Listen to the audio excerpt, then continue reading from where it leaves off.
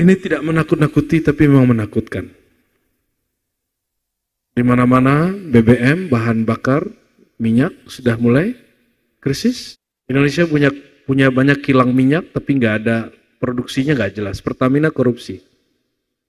Dan itu baru terungkap kemarin. Mereka jadi pejabat bukan ingin berkhidmat untuk bangsa, untuk negara, tapi memperkaya diri sendiri. Kebayang nggak? Thailand dengan Kamboja sudah perang. Betul? Indonesia, Malaysia mau perang juga. Singapura, Indonesia mau perang juga. Hah? Mau perang juga. Ini zaman bukan, jangan dibayangkan lagi ini adalah zaman yang sederhana, masa yang akan kembali seperti dahulu kembali. Tidak, ini sudah masalah global, ini bukan masalah Indonesia saja, ini bukan masalah negara tetangga saja, ini masalah semua negara. Meskipun membenarkan bahwa hadis-hadis bahwa umur umat Islam 1500 tahun itu dhaif, tapi secara ilmu yang lain itu ada benarnya. Ya syukur-syukur kalau dihitungnya bukan dari lahirnya Nabi SAW. Kalau dihitungnya dari beliau bertugas sebagai Rasul, tambahin 40 tahun lagi. Dan sepertinya itu kurang tepat ya. Ini tidak menakut-nakuti tapi memang menakutkan. Di mana-mana BBM, bahan bakar, minyak sudah mulai krisis. Tuh, sudah mulai. Indonesia ngambil lebih dari 50% itu dari negara Singapura, dari tempat tuan tuh ya. Indonesia punya banyak kilang minyak tapi nggak ada produksinya, nggak jelas. Pertamina korupsi. Dan itu baru terungkap kemarin. Mereka jadi pejabat bukan ingin berkhidmat untuk bangsa, untuk negara, tapi memperkaya diri sendiri. Akhirnya sampai hari ini, itu kendaraan kita, itu bahan bakarnya impor semua. Hampir 60% lebih impor. Kalau terjadi konflik saja Indonesia dengan Singapura, udah berhenti semua itu mobil. Motor antum nggak jalan sudah. Ya, kebayang nggak? Thailand dengan Kamboja sudah perang. Betul? Indonesia, Malaysia mau perang juga.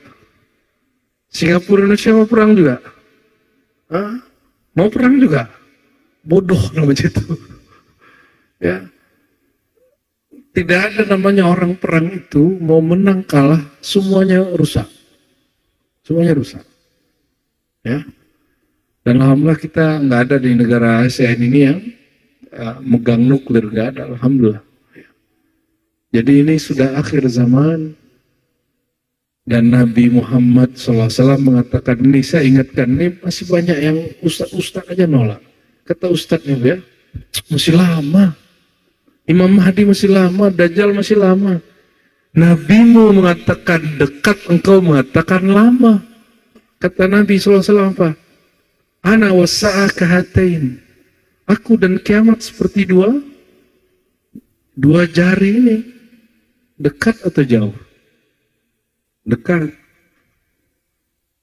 Sebelum terjadi kiamat nanti ya muncullah fitnatud dajjal. Makanya kalau sebelum assalamualaikum dalam sholat doa ya, waqini ya min fitnatil qabri wa adzabin nar wa fitnati masihid dajjal. Ya Allah, jaga aku dari fitnah kubur, azab neraka dan fitnah dajjal.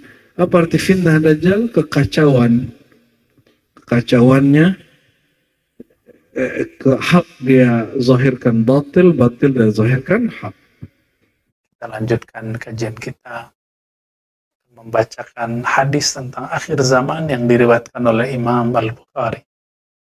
Satu kali Imam Al-Bukhari meriwayatkan dalam Sahih Bukhari dari Sayyidina Abi Hurairah radhiyallahu ta'ala anhu, anna Nabi sallallahu alaihi wasallam qala la taqumu sa'ah hatta yataqarrab az-zaman. Tidak terjadi kiamat. Nah, ini versi Tirmizi ya. Sedangkan versi Imam Bukhari hanya dikatakan yataqarrab az-zaman. Tidak terjadi kiamat sampai waktu terasa dekat. Dalam riwayat Imam Tirmizi diperjelas di tafsil, as-sanah kasyahr, asy-syahru kal-usbu' wal-usbu' kal-yawm. Setahun terasa sebulan, sebulan terasa seminggu, seminggu terasa sehari, bahkan sehari terasa seperti percikan api. Begitu ditafsir, dirinci oleh murid Imam Bukhari, yaitu Imamuna At-Tirmizi. Di riwayat Imam Bukhari ini coba disebutkan yataqarabuz zaman. Dan betul teman-teman, bagi yang pernah hidup di zaman manual, di zaman dulu belum ada listrik, belum ada handphone, sekarang belum ada gadget seperti ini, belum ada TV, belum ada YouTube, belum ada FB, belum ada IG. Orang-orang menjalani hidup itu terasa lama. Belum ada alat transportasi seperti secanggih hari ini. Orang kalau mau pergi haji itu bisa 6 bulan naik kapal. Ada yang sudah meninggal di tengah jalan, ada yang pulang cuma namanya, ada yang sampai tidak pulang-pulang lagi. Begitulah, terasa lama. Tapi hari ini, kalaupun haji ada 40 hari. Dulu Pak Haji pulang-pulang menjadi alim, mengerti bahasa Arab, mengerti tafsir, mengerti hadis, punya sangat keilmuan. Tentu berbeda ketika hajinya instan, tidak seperti ulama-ulama terdahulu. Waktu cepat sekali berkembang, berjalan. Tahu-tahu kita sudah berubah, tahu-tahu kita sudah menikah, sudah punya anak. Ya, maka benarlah kata Nabi, ini adalah tanda yang sudah mulai dekat. Ini bagian dari tanda akhir zaman yang Nabi sampaikan. Sallallahu alaihi wasallam.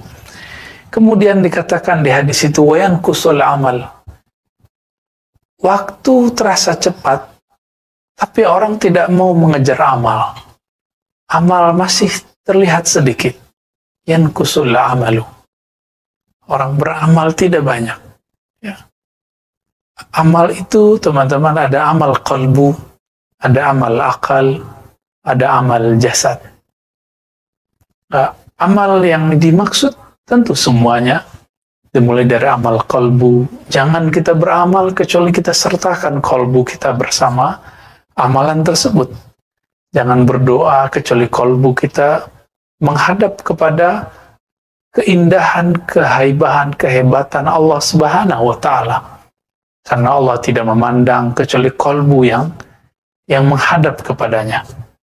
Dan kalbu itu punya 2 karakter, sebagaimana dikatakan oleh Imam Athaillah As-Sakandari.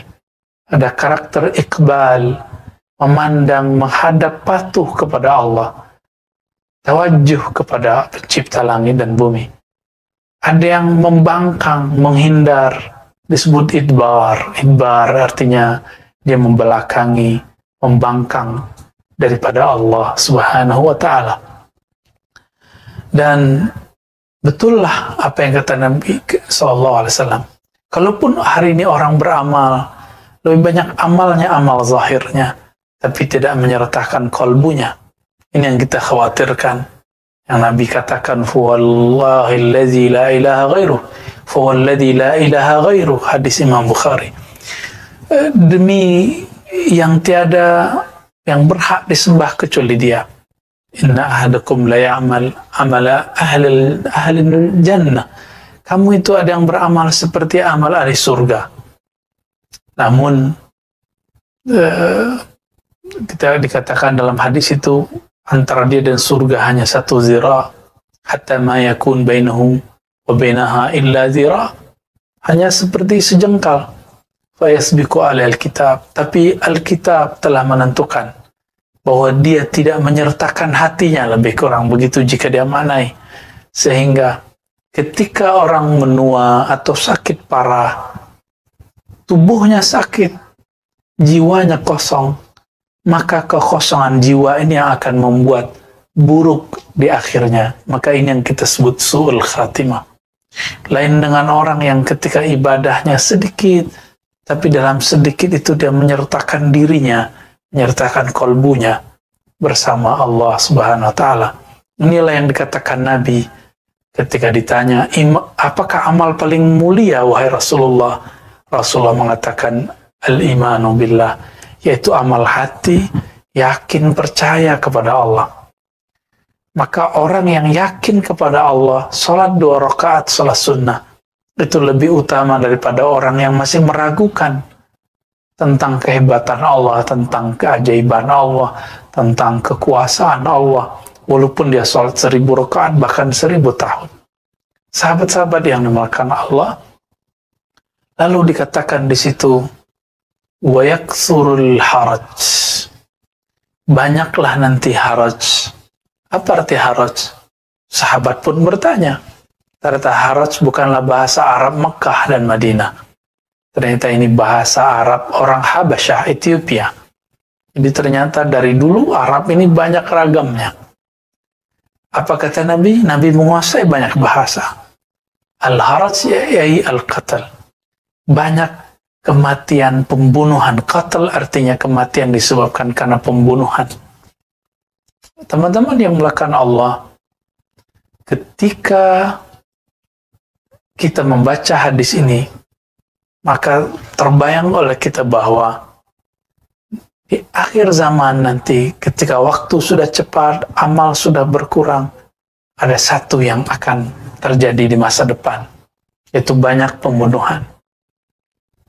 Kita tidak tahu dan kita tidak mau mencocok logikan, karena ini sudah masalah global, bukan masalah cuma di negeri kita. Maka teman-teman, mari berpikir jernih, jangan berpikir konspiratif yang tidak sahih. Karena berpikir konspiratif itu ada teorinya, ada pendekatannya, ada mazhab dan alirannya, ada metodologinya, ada approach-nya, dan kita tidak sembarangan. Karena konspirasi ini jika tidak sahih, dia akan meracuni cara berpikir. Dan kami boleh mengatakan bahwa teori konspirasi jika kita ambil, ini akan berakibat kepada suuzon yang tidak bertempat. Maka hati-hati dengan konspirasi, harus bertanya kepada sang ahli. Konspirasi itu ada, tapi jangan asal ambil dari mana-mana. Sahabat-sahabat yang melakukan Allah, kita diajarkan untuk tidak mengikuti zan. Iyattabi'una illa zan. Tidaklah mereka mengikuti kecuali hanya zan. Apa arti zan? Asumsi-asumsi, opini-opini. Teman-teman, maka kepada para dai, siapapun yang dengan hati yang paling dalam, hati yang paling jernih, dengan kerendahan hati juga, teman-teman para dai, tolong jangan sampaikan satu bahan pikiran yang masih bersifat opini. Karena opini cukup jadikan konsumsi pribadi atau jadikan obrolan internal kita. Jangan kemudian dikhutbahkan, diajarkan.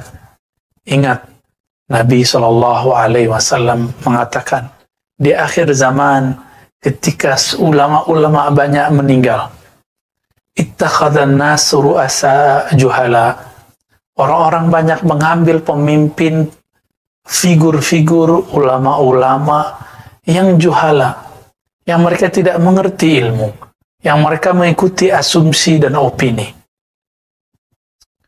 Lalu dikatakan mereka diminta akan fatwa. Lalu fa'aftau, lalu mereka berfatwa. Fadallu wa adallu, mereka sesat dan menyesatkan orang. Kami minta ampun kepada Allah, memohon kepada Allah, semoga lisan ini tidak terjebak, tidak tergelincir ke arah sana.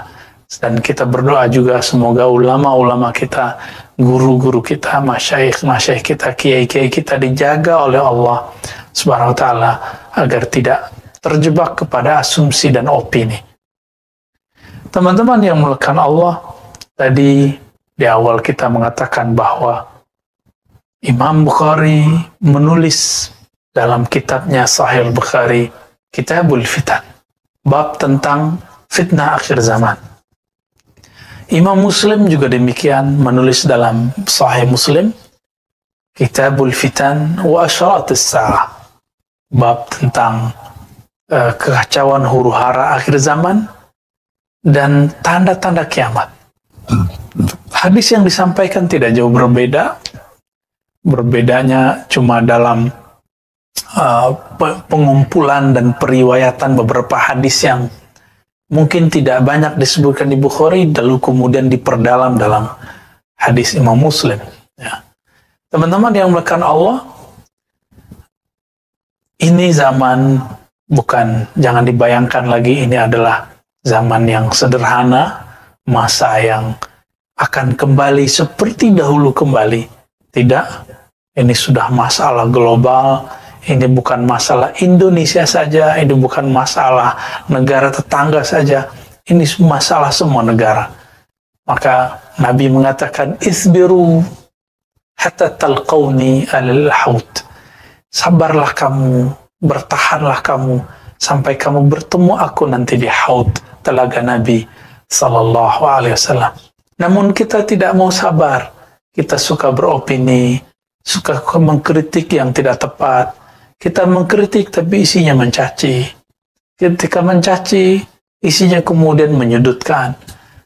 Dan seorang muslim tidak akan melakukan itu tentunya. Sibabul muslim fusuk. Mencaci sesama muslim adalah kefasikan. Wa qitaluhu kufrun. Wa qitaluhu kufrun, membunuhnya adalah sebuah kekufuran.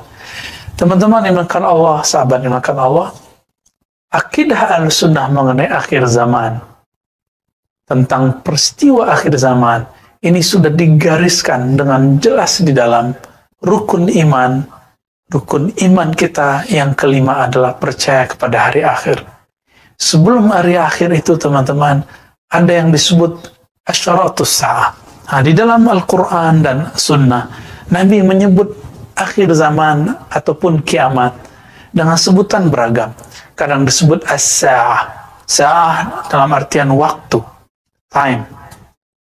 Juga berarti al-qiyamah, berdirinya suatu kejadian. Juga disebut dengan al-waqi'ah, kejadian besar. Juga disebut dengan istilah yang rumit ya, al-fitan ya. Ada zalazil dan segala macam, namanya sangat banyak.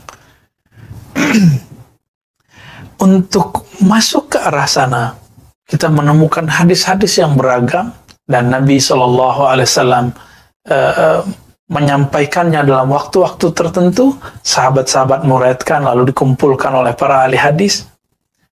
Kemudian ulama kita di zaman sekarang membaginya bahwa akhir zaman itu, teman-teman, ada tanda-tanda yang disebut asyarat sughra, tanda-tanda kecil daripada hari kiamat. Dan yang kedua, ada tanda yang wusta, kejadiannya di pertengahan, setelah melewati masa yang kecil-kecil, tanda yang kecil-kecil. Tanda kecil ini tandai dengan diutusnya baginda Nabi, wafatnya beliau, terjadinya pembunuhan terhadap ahlu bait beliau, terjadinya huru-hara di berbagai negeri di tanah Arab dan segala macam. Nanti ada lagi setelah itu wusta, setelah wusta baru kubra. Nah, wusta berarti pertengahan, kubra berarti tanda-tanda besar yang kemudian disebutkan dalam hadis Muslim. Ada 10 tanda besar sebelum kiamat terjadi. Lalu kita sekarang berada di mana, teman-teman? Ini bukan untuk menakuti, tapi untuk basyiran wa nadhira. Sekarang kita tugasnya adalah nazir, mewarisi tugas kenabian, yaitu memberikan peringatan agar umat warning, agar kita ketika kajian akhir zaman tertata, tidak terjebak kepada hal-hal yang bersifat halu, mencocok logikan. Kita sangat berterima kasih kepada para asatidz, para dai yang telah mengingatkan umat mengenai pentingnya akhir zaman. Cuma, apabila kajian ini tidak ada arahnya, tidak mengikuti kaidah-kaidah Ahlussunnah, yang terjadi nanti adalah cocok logi, ketidaksabaran, lalu kemudian sangat mudah untuk diracuni agar terjebak kepada hal-hal yang justru menambah fitan, menambah kekacauan. Akan banyak orang yang tidak sabar lagi dengan kejadian-kejadian masa ini. Teman-teman yang mulakan Allah, sahabat-sahabat dimanapun berada, Nabi SAW menyebutkan banyak sekali, dan ternyata kita berada di akhir bagian pertengahan. Dan ini bukan pendapat saya pribadi, ini pendapat banyak ulama, salah satunya Al-Habib Abu Bakar Al-Adni, begitu juga Al-Habib Umar bin Hafiz, begitu juga masyaikh-masyaikh kita di negeri ini ataupun di Timur Tengah sana, banyak yang sudah mengatakan ini. Syekh Al-Adni, Al-Habib Al-Adni terkenal dengan fikih yang disebut fikih tahawulat. Nah, beliau pun mengungkapkan hal yang sama. Nah, apa tandanya? Tandanya adalah ada kejadian yang sifatnya global dan itu menggoncangkan dunia, yang di dalam hadis diabadikan dengan sebutan jawrah. Teman-teman, akhir daripada tanda-tanda yang pertengahan ini adalah awal dari kemunculnya fitnatud dajjal dan juga awal dari kemunculan dari hadiyul mahdi, hidayahnya Mahdi. Maka kita tidak akan putus asa juga, kita ada harapan. Maka ketika ini terjadi, ini ada harapan. Apa kata Nabi SAW? Allah akan mengutus Al-Imam Al-Mahdi yang akan membawa keadilan setelah muliat al-ardu jawra, setelah bumi dipenuhi dengan kezaliman-kezaliman. Jawra itu lebih daripada zulma. Jawra ini barangkali bisa juga diartikan konspirasi global, atau apapun. Coba renungkan teman-teman yang makan Allah, kita tidak usah benci satu negara. Kita juga tidak usah kemudian menuduh satu negara.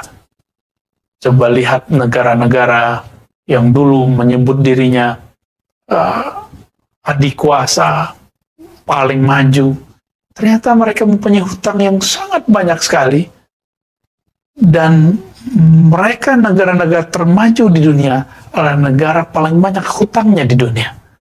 Meskipun mereka menghutangi negara-negara berkembang seperti kita, tapi pertanyaannya, jika negara seperti Amerika, seperti China, seperti Inggris, seperti negara-negara yang lain, Jerman, Prancis, berhutang, lalu siapa yang menghutanginya?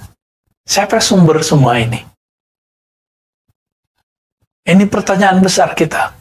Berarti memang ada di luar gerakan negara-negara bagian yang kemudian mereka campur tangan di situ.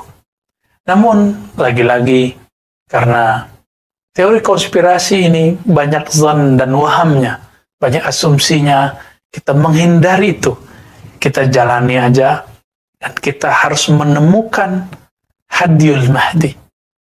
Jejak-jejak, tanda-tanda kemunculan hidayah nur Imam akhir zaman, Al-Imam Al-Mahdi. Yang di dalam hadis Nabi, terutama Imam Abu Daud meriwayatkannya sampai 9 riwayat, dan hadisnya dapat dikatakan saling menguatkan satu sama lainnya. Teman-teman yang melakukan Allah,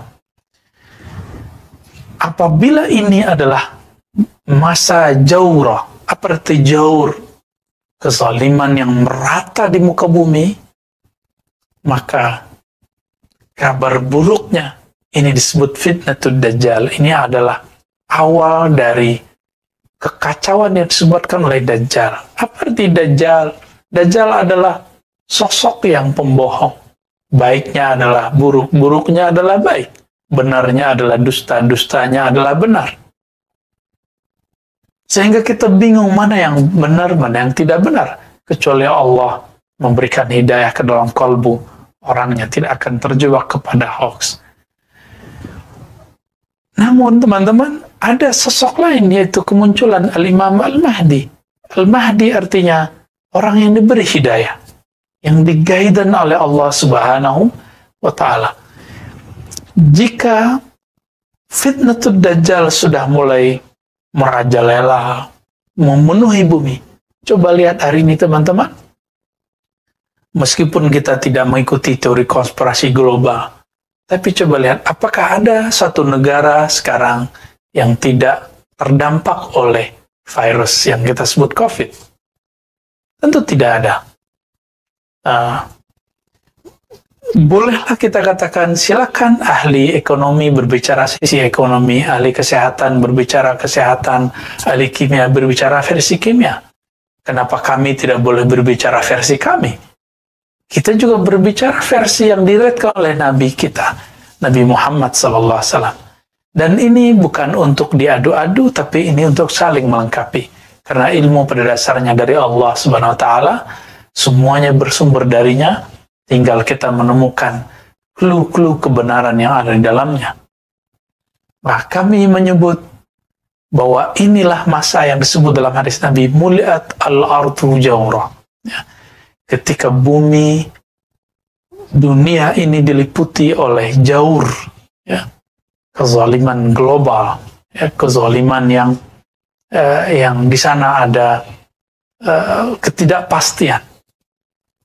Sehingga baru setahun lebih sedikit, mungkin setahun setengah, kita sudah melewati masa pandemi yang tadinya tegang sekali, sekarang mulai tegang kembali.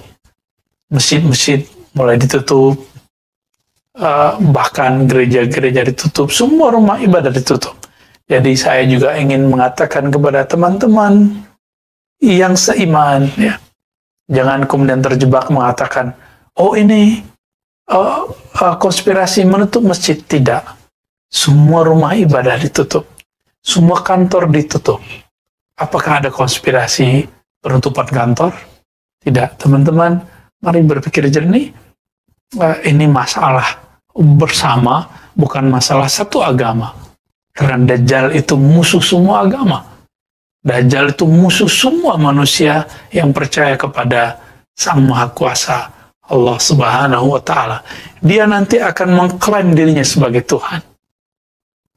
Sahabat-sahabat dengan Allah, kabar buruknya itu bahwa kita di ambang akhir dari tanda asyratis sa'ah al-wusta, tanda-tanda akhir zaman pertengahan. Nah, Nabi SAW memberikan isyarat-isyarat. Namun isyarat ini harus dikaji dengan tenang, dengan ilmu ma'rifatullah yang tepat, ma'rifatul Rasul, ma'rifatul alam, ma'rifatul asma. Banyak sekali ilmu yang harus dibaca ketika kita membaca tentang bab Al-Mahdi dan Ad-Dajjal. Sehingga kita tidak kemudian tergesa-gesa mencari sosok Al-Mahdi berada di mana. Sebagai contoh teman-teman, ya, ada riwayat yang menyebutkan bahwa Al-Mahdi itu keturunan Sayyidina Husain. Ada satu lagi keturunan Sayyidina Hasan. Mana yang benar? Kalau kita tidak memahaminya dengan metode ulama-ulama ahli usul fiqih dengan baik, yang terjadi kita akan mengambil salah satunya dan menolak yang lain. Contoh lain, Nabi mengatakan Al-Mahdi minni min walid Fatimah atau min itrati min walid Fatimah. Imam Mahdi itu dari keturunanku, keturunan Fatimah. Yuwati ismi, namanya Yuwati. Apa arti Yuwati? Yuwati bersesuaian. Yuwati bisa juga berarti bersatu, sepakat. Bisa juga berarti sama. Bisa berarti serasi. Jangan kemudian kita mengartikan, oh namanya seperti namaku. Nama Rasulullah, teman-teman, dikumpulkan oleh Imam Al-Jazuli yang menulis kitab salawat yang sangat indah. Itu 313. Nama yang manakah? Ini yang kemudian jadi pertanyaan besar. Teman-teman yang melakukan Allah, maka jangan tergesa-gesa jika ada seseorang yang mengalami mimpi, mengalami pengalaman rohani, mendapatkan ilham-ilham. Selama dia tidak mengaku Nabi, dan dia tidak tergesa-gesa mengatakan dirinya Al-Mahdi, kita katakan itu minal mubasyarat, seperti dikatakan dalam hadis Imam Muslim. Ya. Kabar gembira yang Allah berikan kepada seorang Muslim. Isbiru, Nabi mengatakan isbiru, sabarlah kamu. Namun banyak orang tidak sabar, bahkan mempercayai sosok Al-Mahdi cuma dengan jalur WA, ya, jalur yang sebenarnya ini sulit diterima oleh seorang ahli hadis yang baru pemula pun. Maka teman-teman, supaya kita tidak terjebak dalam hal itu, ada beberapa kaidah ketika masuk mengkaji tentang akhir zaman. Yang pertama, tidak menggunakan dalil kecuali dalil yang sahih, baik dari Quran ataupun sunnah yang sahih. Ya. Jadi, apabila ada kajian akhir zaman dengan menggunakan hadis yang tidak sahih, maka akan memunculkan perdebatan yang luar biasa. Yang kedua, kajian akhir zaman, hadis-hadis akhir zaman harus sesuai dengan usulul aqidah Ahlussunnah wal Jamaah. Harus sesuai dengan usul pokok akidah. Kaidah-kaidah ini sudah diwariskan ulama kita turun-temurun dari zaman ke zaman, dijaga dengan sanad yang sahih. Sehingga kita tidak terjebak kepada apa yang disebut cocok logi yang tidak sesuai dengan tempatnya. Maka kita harus menghindarkan cocok logi. Dan yang ketiga, teman-teman, as-sabru fil bahthi. Ya. Sabar dalam membahasnya. Jangan kemudian terburu-buru untuk mengklaim, untuk menyebutkan, untuk memahami, apalagi menyimpulkan. Apalagi kemudian mengklaim inilah yang paling benar. Bukankah kita sudah trauma di tahun lalu ketika ada satu hadis yang sangat dhaif jiddan, dhaif yang lemah sekali mengenai penentuan dukhan. Dukhan itu berarti asap atau kabut yang merata di bumi di pertengahan Ramadan. Teman-teman coba lihat, apakah terjadi? Sudah 2 Ramadan tidak terjadi. Kenapa? Karena seandainya pun kita menggunakan riwayat itu, riwayat Imam Al-Hafiz Abu Syekh, itu pun syaratnya belum cukup. Kalau kita mau menggunakan riwayat tadi. Tapi masalahnya riwayat tadi bermasalah. Hadis dukhan ada. Bahkan ayatnya ada, tapi dukhan dalam Al-Quran berkaitan dengan kiamat. Kiamat yang besar itu. Adapun dukhan yang akan terjadi di akhir zaman, kita tidak tahu kapan terjadinya. Ini mirip-mirip dengan ilmu intelijen. Ini pasti terjadi, tapi kapan terjadinya, itu yang tidak tahu. Maka, jangan terburu-buru, jangan menakut-nakuti umat, jangan beropini sebelum itu jelas ilmunya secara qat'i. Jangan kemudian kita termasuk kepada yang dikatakan dalam hadis Nabi, fa'aftau fadallu wa adallu. Lalu mereka berfatwa, berpetua, berceramah, lalu mereka sesat, keliru, dan menyesatkan, membuatkan semua orang keliru. Kita sudah lihat betapa paniknya banyak orang di tahun yang lalu. Kita mau ulang kembali? Tentu tidak.